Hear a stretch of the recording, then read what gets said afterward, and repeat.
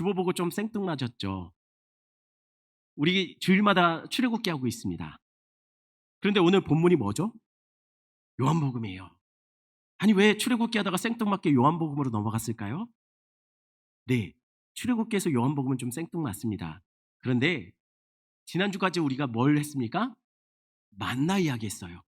만나에서 오늘 본문은 오병이어 이야기입니다.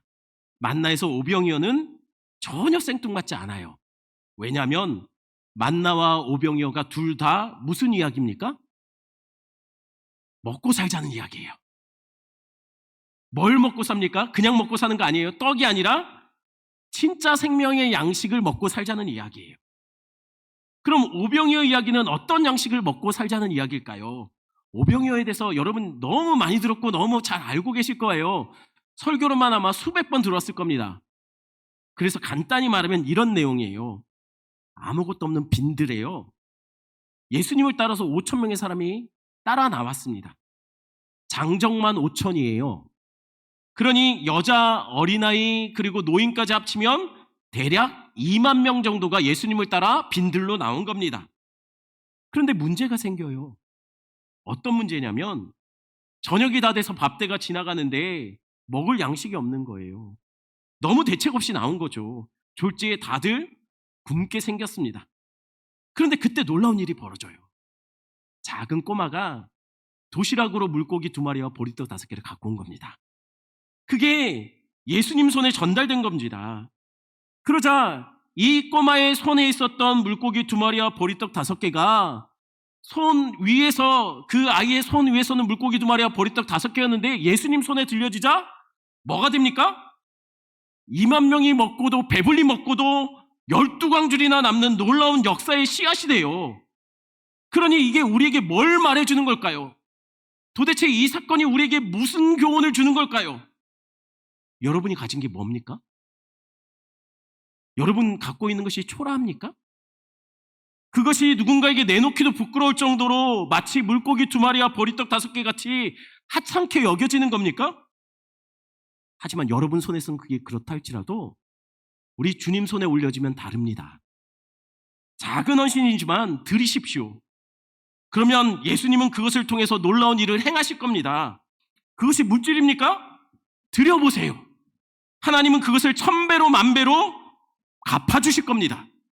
그것이 우리의 재능입니까? 그 재능 위에 예수님이 역사하시면 그 재능은 세상을 먹여 살리고도 남을 도구가 될 것입니다. 할렐루야.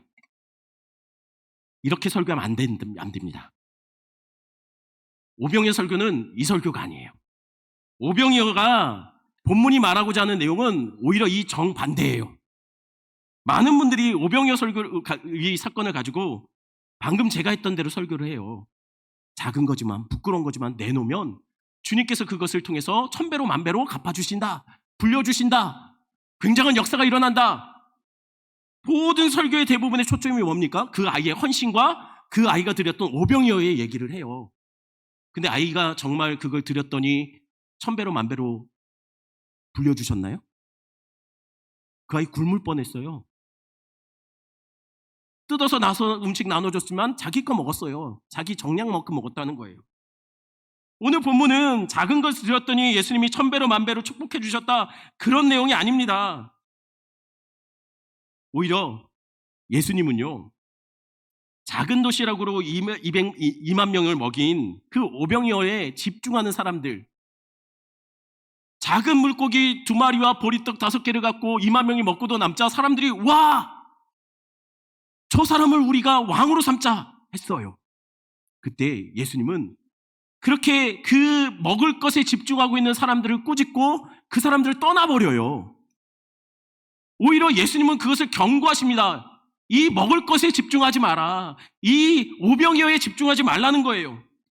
그러니 이 사건에서 우리가 봐야 될 것은 오병이어도 아이의 헌신도 아닙니다. 그렇다면 도대체 우리는 이 오병이어 사건을 어떻게 이해해야 될까요? 오늘 본문은 해석을 위한 여러 가지 힌트를 우리에게 같이 제공해요. 본문에 힌트가 다 나와 있습니다. 그 힌트를 찾아가면서 이 사건이 우리에게 뭘 말하고 있는지를 한번 해석해 가려고 합니다. 먼저 1절, 2절 말씀입니다. 1절 제가 읽고 2절 읽어주십시오. 그 외에 예수께서 디베랴의 갈릴리 바다 건너편으로 가시매 큰 무리가 따르니 이는 병자들에게 행하시는 표적을 보았음이로라. 첫 번째 힌트가 나옵니다. 첫 번째 힌트는 큰 무리입니다. 예수님이 갈릴리 바다 건너편으로 가실 때 큰 무리가 예수님을 쫓아왔어요. 그런데 왜 그 큰 무리들이 예수님을 쫓아왔죠? 두 번째 힌트가 표적을 봤기 때문에 쫓아왔다라고 해요. 즉 표적을 보고 예수님이 막 병자를 고치고 막 이러는 표적을 보고 우와 놀라며 수많은 사람들이 예수님을 쫓아서 나왔다는 거예요. 그런데 이때가 언제라고요? 4절입니다. 4절 같이 읽습니다. 마침 유대인의 명절인 유월절이 가까운지라. 세 번째 힌트가 유월절입니다. 근데 이상하죠? 이때가 언제라고 말했습니까? 유월절 당일입니까? 아니요, 유월절 가까운 날이라고 얘기해요. 유월절 당일도 아닌데 마침 유월절이 가까웠다는 말로 이렇게 우리에게 언급하는 이유가 뭘까요? 저자가 일부러 우리에게 이렇게 말하는 거예요. 이거 읽을 때는 유월절을 생각해 라고요. 힌트를 주는 거예요. 그럼 여러분 유월절은 무슨 날이길래 오늘 본문을 읽을 때 유월절을 생각하면서 읽으라는 얘기일까요? 유월절 어떤 날입니까? 우리 오산제일교회 성도들은 유월절 너무 지겹도록 들었죠. 그래서 여러분들 유월절이 어떤 날입니까? 아무튼 6월달에 있는 날은 아니라고 했어요. 6월절은 모세가 애굽에 10가지 재앙을 행합니다. 그걸 보고 이스라엘 백성들이 원래 70명 내려갔었는데 큰 무리가 돼서 그거 보고 애굽에서 모세를 따라서 나와요. 하지만 이 10가지 재앙이 애굽 사람들에게는 재앙이죠. 하지만 이스라엘에게는 뭡니까? 구원의 표적이 되는 거예요. 그러니 여러분 다시 말씀드립니다. 유월절은 모세가 행한 구원의 표적을 보고 이스라엘이 큰 무리가 되어서 애굽에서 모세를 따라서 광야로 나온 날이 유월절입니다. 그런데 오늘 본문이 그 유월절 무렵에 있었던 일이에요. 그 유월절 무렵에 예수님이 행하신 놀라운 구원의 표적들을 사람들이 보고 큰 무리가 예수님을 따라 나왔어요. 어디로 따라 나왔습니까? 오늘 본문에는 디베랴 바다 건너편이라고 말합니다. 그러나 동일한 사건을 기록하고 있는 다른 복음서들에서는 뭐라고 말하냐면 마태복음 14장 13절, 마가복음 6장 35절, 누가복음 9장 12절 각각 뭐라고 말하고 있습니까? 빈들로 나왔다라고 해요. 빈들. 여러분 이게 네 번째 힌트예요. 큰 무리가 예수님을 따라서 빈들로 나왔습니다. 빈들은 다른 말로 하면 광야를 말해요. 그러니 오늘 본문을 이렇게 정리할 수 있어요. 유월절 무렵에 마치 모세가 그랬던 것처럼 예수님이 많은 구원의 표적들 그것들을 행하자 큰 무리가 마치 모세를 따라서 나왔던 이스라엘 민족처럼 큰 무리가 지금 예수님을 따라서 어디로 나왔다고요? 광야로 나온 사건이 바로 이 오병이어 사건이라는 거예요. 지금 사복음서의 저자들이 자꾸만 우리를 이 본문에서 뭐를 떠올리게 막 자꾸만 생각나게 하냐면 광야, 모세의 출애굽 사건을 자꾸만 떠올리게 하고 있다는 거예요. 게다가 동일한 사건을 기록하고 있는 마가복음 6장에는 사람들이 음식을 먹기 위해서 이렇게 앉아 있었다라고 기록하고 있습니다. 마가복음 6장 40절 말씀 우리 같이 읽어볼까요? 때로 50명씩 앉은지라. 음식을 먹기 위해서 사람들이 어떻게 앉아 있습니까? 100명씩 50명씩 앉았대요. 근데 정말 정확하게 100명씩 50명씩 앉았을까요? 숫자 세워서 그렇게 앉으셨을까요? 아니요. 마가는요. 그냥 그것을 대략 50명, 100명 정도 앉았을 거다 라고 그냥 뭉뚱그려서 말한 겁니다. 아니 근데 50하고 100은 너무 차이 나잖아요. 그리고 정말 50명씩, 100명씩 뭐 한두 명씩 앉아있기도 했겠죠. 근데 자기가 볼 때는 50명씩, 100명씩 앉은 것처럼 그렇게 묘사하고 있습니다. 왜 그럴까요? 힌트 주는 거예요. 무슨 힌트입니까? 이스라엘 백성들이 출애굽하고서 광야로 나왔을 때 이게 통제가 잘 안 돼요. 그러니 어떻게 했는지 아십니까? 100부장, 50부장을 세웠어요. 광야로 이동할 때 100명 단위, 50명 단위로 그렇게 함께 이동을 했다는 거예요. 지금 사복음서 저자가 이 오병이어 사건을 이야기할 때 계속 광야 사건을 우리에게 떠올리게 만들면서 그것과 연결시키고 있다는 거예요. 그렇다면 오병이어는 구체적으로 광야의 어떤 사건을 우리에게 떠올리게 만드는 걸까요? 광야의 어떤 사건과 오늘 본문의 이야기가 연결될까요? 지난주까지 우리가 뭐 했다고요? 오늘 이 사건과 광야의 어떤 사건이 연결될까요? 어떻게 아셨습니까? 이제 만납니다. 만나 사건, 왜 만나 사건과 오늘 사건이 연결될까요?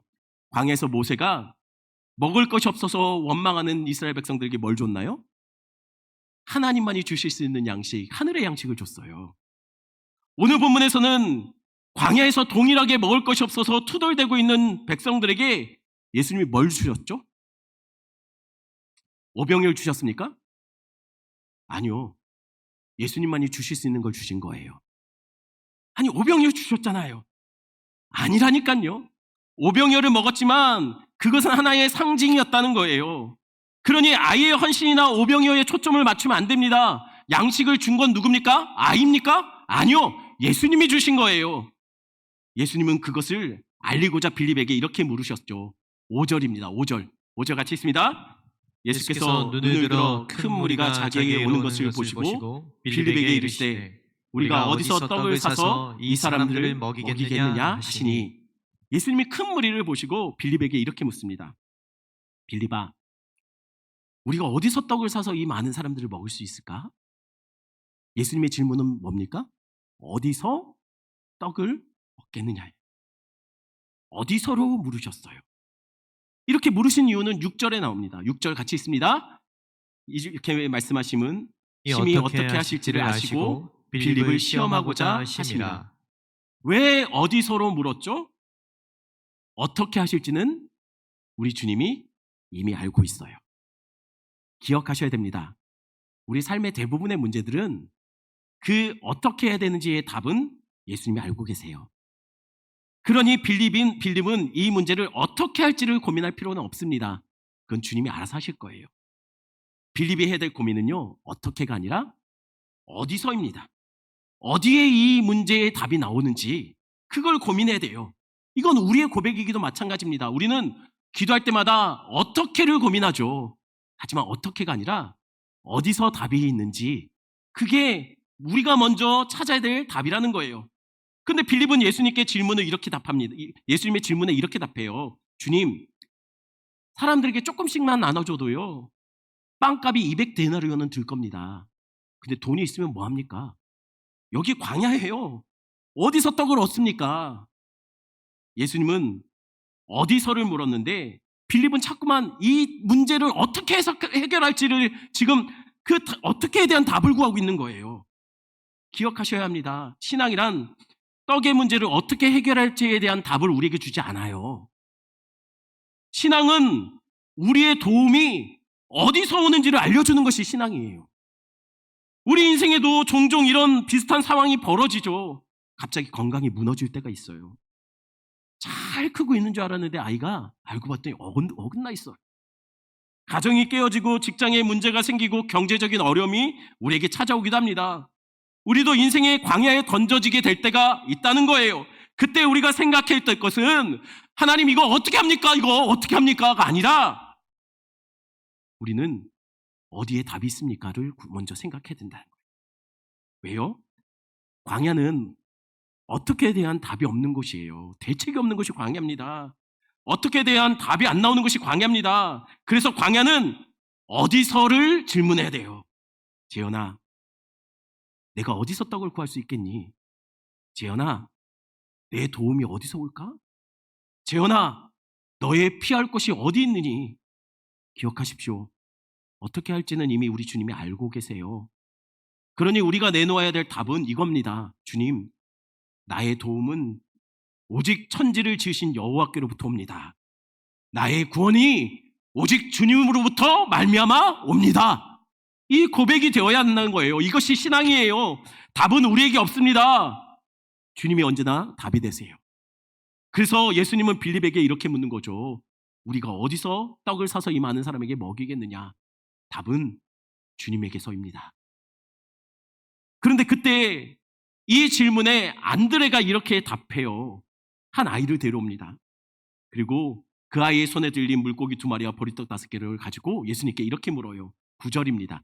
9절 같이 있습니다. 여기 이 한 아이가 있어 보리떡 5개와 물고기 2마리를 가지고 있나이다. 그러나 그것이 이 많은 사람에게 얼마나 되겠사옵나이까? 어디서 떡을 구하겠습니까? 라는 예수님의 질문에 안드레는 이렇게 답합니다. 예수님, 여기에 아이에게 보리떡 5개와 물고기 2마리가 있습니다. 근데 이것으로 되겠습니까? 안드레가 정답을 말한 건가요? 이 떡으로 충분합니까? 아니요, 답이 안 돼요. 사실 안드레가 답한 이 말도 사실은 믿음의 말은 아니었어요. 오히려 정반대입니다. 원어로 보면 더 뉘앙스가 분명한데요. 이 아이가 가진 오병이어는 당시에는 극빈민층이 주로 먹는 아주 형편없는 하찮은 음식이었어요. 마치 만나가 40년 지났더니 하찮은 음식이라고 한 것처럼 이게 당시 사람들에게 굉장히 하찮고 별 볼 일 없는 음식이었어요. 그러니 안드레는 지금 이렇게 말하는 겁니다. 주님, 우리가 가진 거는 고작 요겁니다. 근데 이게 되겠습니까? 한마디로 그 말이에요. 왜 대책 없이 데리고 나왔습니까? 아니, 사람들 좀 떨어뜨리지. 아니, 이 사람들 데리고 나왔으면 이 대책이 없지 않습니까? 이거 갖고 뭐 합니까? 지금 은근히 예수님을 원망하는 거예요. 마치 광야에서 양식이 떨어지자 왜 우리를 여기로 데리고 나왔습니까? 대책 없이 다 굶어 죽게 생겼지 않습니까? 원망하던 이스라엘의 모습이 지금 안드레의 모습 속에 겹쳐져 있다는 거예요. 그러니 안드레가 내놓은 오병이어도 답이 아닙니다. 그럼 예수님의 질문 어디서에 대한 답은 무엇일까요? 예수님은 어디서를 알려주시기 위해 예수님은 그 보잘것없는 오병이어를 손에 드십니다. 그리고 기도하기 시작해요. 11절 말씀입니다. 11절 같이 있습니다. 예수께서 떡을 가져 축사하신 후에 앉아있는 자들에게 나누어 주시고 물고기도 그렇게 그들의 원대로 주시니라. 예수님은 그 적고 하찮은 음식을 손에 들고 기도하십니다. 그 음식을 앉은 자들에게 나눠주시기 시작했어요. 얼마만큼 나눠줬습니까? 원하는 만큼 줬대요. 이상하죠? 물고기 2마리와 보리떡 5개로 2만 명을 콩 한 쪽도 나눠 먹으라고 했다고 아주 조금씩 나눠주면 뭐 한번 해볼 만할 것 같아요. 근데 여러분, 원 없이 그것을 나눠줄 수는 있습니까? 원 없이 나눠주는 건 불가능해요. 근데 성경은 뭐라고 얘기하냐면 물고기 2마리와 보리떡 5개로 그 2만 명이 넘는 사람에게 원 없이 나눠줬다라고 말하고 있습니다. 이게 어떻게 가능할까요? 말이 안 되는 일이 벌어진 거예요. 근데 그 말도 안 되는 일이 실제로 일어났죠. 장정만 5천 합쳐서 2만 명 가량이 원 없이 먹고도 얼마나 남았습니까? 왜 12광줄일까요? 예수님이 누구에게 남은 것들을 거두라고 했죠? 12제자예요. 제자의 수가 50이었다면 50광주리가 남았을 겁니다. 제가 농담하는 거 아닙니다. 12광주리는 예수님의 제자 숫자 때문에 그런 거예요. 어떻게 이런 일이 가능할까요? 기도했더니 그 작고 보잘것없는 오병이어가 마치 뻥튀기 튀기듯이 빵 하고 늘어났을까요?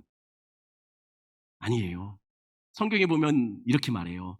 나눠주시고 원 없이 나눠주셨는데 이 나눠주시다라는 단어가 원 의미는 찢어주시고예요. 오병이어를 지금 예수님이 제자들에게 사람들에게 찢어주신 거예요. 찢어줬는데 이게 뭐라고요? 계속 찢겨져 나오더라는 거예요. 이게 말이 안 되는 일이잖아요. 그래서 우리 잘 아는 사람들 있잖아요. 성경에서 기적과 초자연적인 역사는 빼고서 보자 라고 하는 사람 누굽니까? 자유주의 학자들. 그 사람들이 이것을 어떻게 해석하냐면 이렇게 해석합니다. 다들 알고 보면 자기 먹을 것들 다 꿍쳐놨다는 거예요. 그래서 꿍쳐놨는데 작은 꼬맹이가 자기 먹을 것을 드렸지 않습니까? 그 모습을 보니까 내 입밖에 모르는 자신들이 부끄러워지기 시작했대요. 그래서 예수님이 오병이어로 이렇게 기도할 때 다들 눈 감고 있는데 어떻게 했다고요? 양심에 자꾸만 걸려서 내놓자 다 내놨더니 그게 어느 정도였다고요? 2만 명이 배불리 먹고도 12광주리가 남았다는 거예요. 그럴듯하죠? 다시 말씀드립니다. 그럴듯하신 분들은 바깥에서 누가 성경 공부 같이 하자고 하면 가지 마세요. 못 돌아와요. 요즘 보니까는 저기 롯데마트 막 사거리 같은 데 보면 무료 성경 거기 여호와 증인 막 이런 데거든요. 무료로 성경 공부한다는데 가지 마세요. 가만 보면 우리 교회도 우리 교회는 회비가 있죠. 우리 교회도 뭐 회비 얼마 되지도 않는데 성경 공부하자고 하면 우리 교회에서는 등록 안 하고 딴 데 가가지고 막 교회 안에서 하세요. 아니 왜 아멘을 안 하세요? 우리 교회 목사님들 대단하신 분들입니다. 아멘 하신 분 복 받으실 거예요. 만약에 꽁쳐놨던 것을 내놨던 거라면 사람들이 이런 반응을 하지 않았을 거예요. 14절입니다. 14절 같이 있습니다. 그 사람들이 예수께서 행하신 이 표적을 보고 말하되 이는 참으로 세상에 오실 그 선지자라 하더라. 그 사람들이 예수께서 행하신 이 표적을 보고서 어떻게 하고 있습니까? 놀라워하고 있어요. 꽁쳐놨던 것을 내놨는데 놀라워해요. 안 맞죠? 오히려 꽁쳐놓은 것을 내놨으면 지금 내놔. 이게 맞지요? 근데 다들 놀라면서 뭐라고 하고 있습니까? 우와! 이분이 누구지? 아니 혹시 이분이 참말로 오시겠다는 그 선지자인가? 이 반응이 지금 뭐와 똑같습니까? 만나를 처음 봤던 사람들의 반응이 뭡니까? 우와 이게 뭐지? 이게 만나 아닙니까? 지금 사람들이 예수님이 행하셨던 그 표적을 보면서 뭐라고 했냐면 우와 이가 누구지? 혹시 이분이 바로 그 선지자인가? 여러분 사람들이 놀라워하면서 말했던 그 선지자는 누굽니까? 모세가 죽기 전에 유언처럼 남겼던 말이 있어요. 신명기 18장 15절입니다. 신명기 18장 15절 같이 있습니다.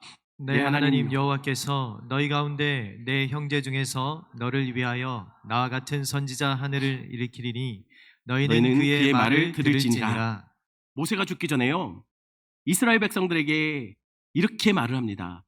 내가 죽고 나서 나중에 장차 우리 형제 중에서 나와 같은 선지자가 나올 것이다. 이 예언을 남기고 죽어요. 근데 이 예언이 유대인들에게는 어떤 의미였냐면 바로 메시아였어요. 그래서 이스라엘 백성들은 그 모세와 같은 선지자를 기다렸습니다. 왜냐하면 모세와 같은 선지자가 바로 그리스도고 메시아였기 때문이에요. 즉 유대인들에게 오시겠다는 그 메시아는 모세와 같은 선지자의 모습으로 온다는 것을 그들은 늘 생각하고 있었다는 거예요. 그런데 지금 눈앞에 어떤 일이 벌어지고 있습니까? 예수님이 모세처럼 많은 표적을 행했더니 모세처럼 큰 무리가 예수님을 따라서 모세처럼 광야로 나온 거예요. 그런데 그 광야에서 무리가 그 양식에 떨어져서 막 투덜투덜하고 있을 때 예수님이 말도 안 되는 양식을 그들에게 각각 나눠주고 있다는 거예요. 모세처럼요. 그래서 사복음서 저자들이 이 오병이어 사건을 만나 사건과 연결해서 우리에게 말하고 있습니다. 왜요? 예수님이 누구라고요? 바로 그 오시겠다는 모세와 같은 선지자, 다시 말하면 예수님이 바로 그리스도 되신다는 거예요. 오늘 이 오병이어 사건은요 우리의 작은 것을 드리면 주님께서 1000배로 1000배로 갚아주시겠다는 그 메시지가 아니에요. 이 오병이어 사건은 그 아이의 헌신이나 오병이어 그것이 뻥튀기 될 수 있다는 것을 말해주는 것이 아니라 바로 그 예수님이 우리가 그렇게 기다리고 우리에게 진짜 생명을 줄 수 있는 참 양식, 바로 그리스도 되심을 알려주는 사건이라는 거예요. 그러니 우리가 진짜 주목해야 될 것은 오병이어가 아닙니다. 참 양식으로 오신 예수 그리스도에게 주목해야 돼요. 이미 여러 번 말씀드렸던 이야기입니다. 늘 이렇게 말씀드리는 것은 이제 자주 얘기 안 하더라도 그냥 그렇게 들으시면 돼요. 아, 처음 듣는 것처럼 들어달라는 얘기구나. 여러 번 얘기했던 얘기입니다. 저희 아내가 저희 아이들한테 가르친 것이 있어요. 그건 제가 사역을 하다가 집에 늦게 들어갈 때가 많았거든요. 늦게 들어갈 때 봐도 아이들이 잠든 상태만 아니라면 모두 뛰어나와서 아빠한테 안고 아빠한테 뽀뽀해주고 그러기로 아이들을 그렇게 가르쳤습니다. 그래서 제가 집에 들어갈 때만 들어가서 문이 열리면 아이들은 뭘 하고 있든지 아빠다! 하고 한 명 있을 때는 별 경쟁이 없었으니까 천천히 왔어요. 근데 우리 아이가 3명이잖아요. 그러니까 나중에는 경쟁하듯이 아빠다! 하면은 먼저 와가지고 내가 1등 하면서 안기고 뽀뽀해주고 그리고 돌아갔습니다. 그런데 아이들이 매번 그렇게 나오니까 너무 이쁘잖아요. 제가 가능하면 집에 들어갈 때마다 교회 남은 간식들이나 또는 뭘 사갖고 들어갈 때가 많았어요. 그런데 이렇게 제가 자꾸 뭘 사갖고 들어가니까 점점 아이들이 반응이 조금씩 바뀌는 거예요. 똑같이 문을 열면 아빠다는 똑같아요. 근데 아빠다 하고 막 달려오는데 아이들의 시선은 뭡니까? 아빠다가 아니라 아빠 손에 들린 거예요. 점점 아빠가 아니라 아빠라고만 불렀지 아빠 손에 있는 것에 더 집중하기 시작해요. 한 번은 첫째가 아빠다 하고 먼저 달려와서 제 손에 있는 것을 채서 자기 방으로 들어갔어요. 뒤따라오던 둘째가 아빠다 하고 덩달아서 따라오다가 언니가 갖고 들어가니까 언니 하고 또 쫓아라 들어갔어요. 방에서 서로 소유권 다툼이 벌어집니다. 이건 내가 먼저 챘으니까 내 거다. 아니다. 아빠가 우리 같이 나눠 먹으라고 준 거다. 아무도 저한테 안 안기고 저는 간식만 뺏겼어요. 점점 아빠가 아니라 아빠라고 부르지만 아빠가 아니라 아빠 손에 있는 것에 아이들의 시선이 다 빼앗기더라는 거예요. 근데 우리도 종종 그렇지 않습니까? 우리도 기도할 때 주여를 외쳐요. 근데 주님 그분 자신이 아니라 주님께 얻어낼 수 있는 거, 주님 손에 들린 거, 주님 우리에게 주실 수 있는 거, 그것에 우리의 마음이 빼앗길 때가 더 많지 않나요? 하나님, 지금 내 문제가 있습니다. 돈이 있으면 될 것 같아요. 주님, 이번 문제만 넘어가면요 내 인생이 좀 괜찮아질 것 같아요. 주님, 이번 시험만, 이번 거래만, 이번에 이 직장만 들어가면요 다 잘 될 것 같습니다. 주님, 이렇게 해주세요. 내가 저 자리에 가야 될 것 같아요. 우리는 늘 주님께 어떻게를 말하지 않습니까? 이 문제는 이렇게 해주세요. 이렇게 해주세요. 기억하십시오. 어떻게 할지는 주님이 아세요. 우리가 구할 것은 어디서 우리의 그 문제에 답이 있느냐를 먼저 바라봐야 돼요. 오늘 본문이 우리에게 말하고자 하는 것은요, 예수님 손에 들려있는 오병이어가 아닙니다. 오늘 본문은 예수님 그분께 집중해요. 오병이어 같이 하찮은 것도 우리에게 나눠주실 수 있는, 풍성하게 나눠주실 수 있는 진짜 생명 양식이 그분이라는 것을 알려주는 본문이에요. 그분이 우리를 살리기 위해 하늘에서 내려온 참 양식입니다. 참 그리스도 되심을 우리에게 알려주는 것이 오늘 본문 이야기입니다. 그래서 오늘 본문은 하찮아 보이는 오병이어를 예수님이 굳이 찢어서 나눠주신 거예요. 왜요? 그분이 만나 40년 동안 반복되는 만나를 이스라엘 백성들이 하찮게 여겼던 것처럼 수천 년 동안 기다렸던 예수님이 정작 오자 사람들이 그분을 뭐로 봅니까? 하찮게 여겨요. 성경에 보면 보기에 흠모할 것이 없는 자처럼 그렇게 여겼다고. 그래서 버려져요. 사람들에게 거절당합니다. 그런데 그런 우리를 위해 예수님이 십자가에서 살과 피를 다 찢으시고 우리에게 쏟아내셨어요. 제자들에게 찢어서 떡을 주시면서 내 몸이다라고 말한 것처럼 예수님은 십자가에서 갈기갈기 찢어지시며 우리를 위해서 다 내어주세요. 그러니 문제 앞에 우리가 구할 것은 어떻게 해주십시오가 아니라 어디서 우리의 모든 상황에 답이 있는지를 우리가 먼저 생각해야 됩니다. 그리고 언제나 그 어디서에 대한 답은 주님, 우리의 도움은 당신입니다. 우리의 도움은 천지를 지으신 여호와께로부터 나옵니다. 우리의 소망은 오직 당신에게 있습니다. 우리의 구원은 당신으로부터 옵니다. 예수가 우리의 삶의 정답입니다. 이 고백이 되어야 합니다. 기억하십시오. 어떻게가 아니에요. 어디서를 생각하셔야 돼요. 그 어디서의 답은 오직 예수 그리스도입니다. 우리 말씀 생각하시면서 이 찬양 같이 부릅니다.